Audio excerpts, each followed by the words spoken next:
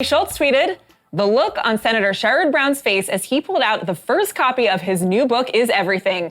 I've always said my husband's default button is set to joy. After a decade of working on it, Desk 88 is out November 5th. Not to brag, but I'm getting the first signed copy." Senator Sherrod Brown is with us now to talk about his new book, Desk 88, 8 Progressive Senators Who Changed America. Welcome. Thanks, Alex. Good to be with you. Good to be with you, too. Thanks for the intro, quoting my wife. I mean, yes. Cool. A review from maybe the toughest but most important crowd. Yeah, and Connie has some of the best, Connie Schultz has some of the best presence on social media, as you know. Yes, she's great. You found that. It's also nice. You know my dogs, you know my grandkids. Yes. You know way too much. Does that make you nervous that she's so open? It does make me a little nervous. And people they'll come up to me in the street and say, "How's Walter?" We have this new rescue that's about this big. We found in the streets of East Cleveland, a friend of ours, and we had an older dog, and the older dog, we think, lives longer if you have a younger dog. And I don't know that theory works, but anyway, but people say, "How are Franklin and Walter?" Like they're my kids or something. I love they it. kind of are. Yeah. Oh my gosh. Well, I love that your wife is so open, but let's jump into your book, because we can't just take up all the time on her today.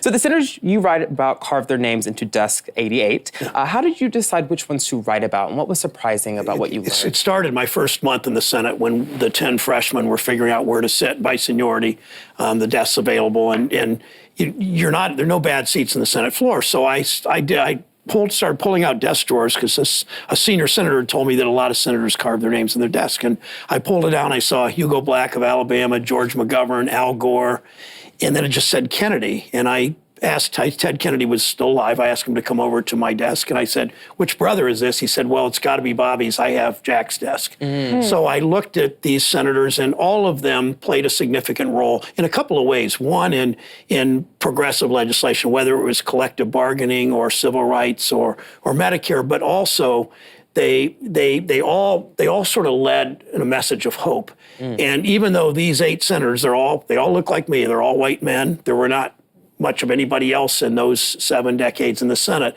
It's clear to me that this book would there be more progressive stories if there had been more people that look like you in this book, and not just white men that ran the Senate for 200 years. For sure. Well, one of the figures that you mentioned is, of course, Hugo Black. So how did you think about bringing a contemporary lens to writing about some of these figures? Of course, Hugo Black was in the KKK. Yep. And how did you think about, balancing their legacy without lionizing these aspects? I absolutely didn't. I pointed out the flaws in every one of them. The big part of the Hugo Black chapter is his evolution from a KKK member to being FDR's favorite progressive Southern labor senator, if you will, to Supreme Court, to the point where he evolved so much that the Brown v. Board of Education, the first major court decision on integration, that Hugo Black was burned in effigy at the law school he graduated from.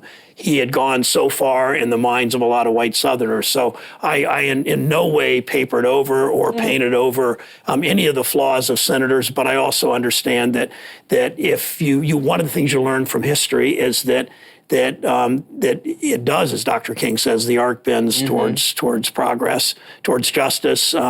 It's in question now with this president, but it will in the end, and that's why 2020 matters so much. And in launching the reason I'm hopeful is looking at this history in Desk 88, that come 2020, we have a good chance of seeing a new progressive era launched, this time with a lot of women and people of color.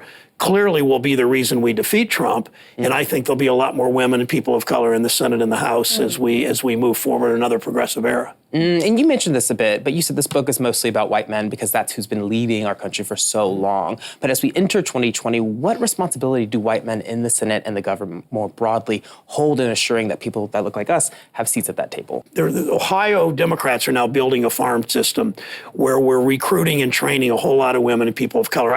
Connie and I spoke to this group in Columbus the other day, Lead Ohio, where there were probably 75 people in the room, and I bet 60 of them were either women of color or men of color. They're either white women or women of color or men of color. And the diversity, even in a state like Ohio, which is not changing as dramatically as North Carolina or Georgia or Arizona or Nevada or Colorado, but even with that, Democrats are understanding. And we both, people like me, both lead and get out of the way, understand that to build the kind of movement we want, this kind of progressive movement that these 8 senators were part of, intermittently, irregularly, I guess, unevenly is a better term. Even with that, we can build towards that future. Now, you recently told a reporter that you support the impeachment of Trump, but your office followed up saying that you'd not yet made a decision on removal. Have you made a decision? Why haven't you made one? I don't think I should. I have spoken out against Trump from the campaign in 2016, and I've called him a racist and a misogynist and a liar and all the things he is. The process, I think Pelosi has done it right. I think Pelosi, I point out in Desk 88 that Lyndon Johnson was the greatest legislative leader probably in history. Well, I think Pelosi is as good or better. I mean, she's done this right. I trust her to do this right. Once they impeach, if they do, and I think they should impeach, and the impeachment is comparable to an indictment in a court of law.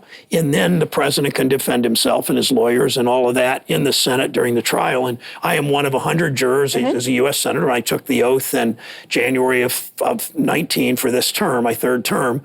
Part of that oath is to follow the rule of law in the process. So I have very strong feelings about this president, but he has the right to defend himself in this court of law. And I hope that every Republican and Democrat goes into this with an open mind.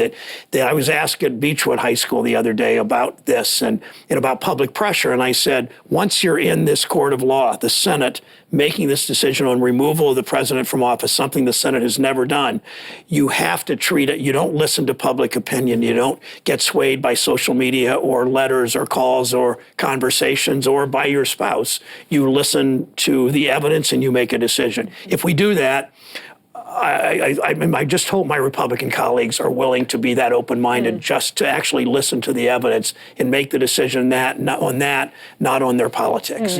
Well, speaking of public pressure, earlier this year there was some pressure for you to run for office in this very wide-ranging Democratic primary. Do you regret not jumping into the race today? No, I made the decision based on, in part, if to run for president, you've got to want it more than anything in the world. And I've not had anybody that's known me my whole life has never heard me say I want to be president. I never had that ambition.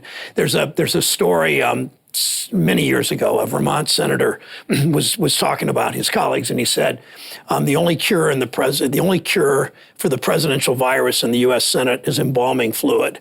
I mean, once you want to be president, that's all you think about. And I don't want to go there. And I think we've got good candidates. I don't know who's going to win. I think we're going to beat Trump, and I think it's going to be young voters and people of color that defeat him.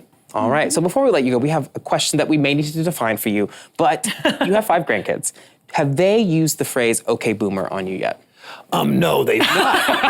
but do you know what that means? No, of course I did. I actually, when I spoke at Beechwood High School, I started off by saying, "Okay, boomer." Really? I did, and then I said, I may be the last boomer you ever have to listen to.